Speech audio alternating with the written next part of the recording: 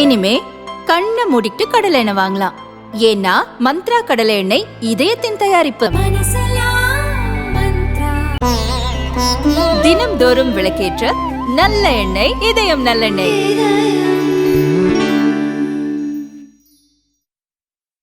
Michaung புயல் மழையால் சென்னை வெள்ளக்காடானது. பல இடங்களில் மழை நீர் வடிய 5 நாட்கள் ஆனது. மக்கள் அவதியடைந்தனர்.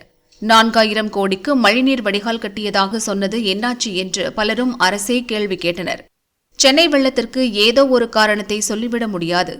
களத்தில் நிபுணர்கள் ஆய்வு செய்த பின்தான் அது தெரியவரும் என சென்னை மாநகராட்சி கமிஷனர் ராதாகிருஷ்ணன் கூறியுள்ளார். தற்போதுள்ள வடிகால்வாய்கள் மூலம் சாதாரண மற்றும் சராசரி மழையை சமாளிக்கலாம். அதாவது 2 அல்லது 3 நாட்களில் பெய்யும் 10 சென்டிமீட்டர் மழையை மட்டுமே தாக்குப்பிடிக்கும் என்றார். சென்னை மாநகராட்சியில் பல்வேறு திட்டங்களின் கீழ் மொத்தம் 1408 கிலோமீட்டருக்கு மழைநீர் வடிகால்வாய் கட்டப்படுகிறது. இதன் மதிப்பீடு 5866 கோடி ரூபாய்.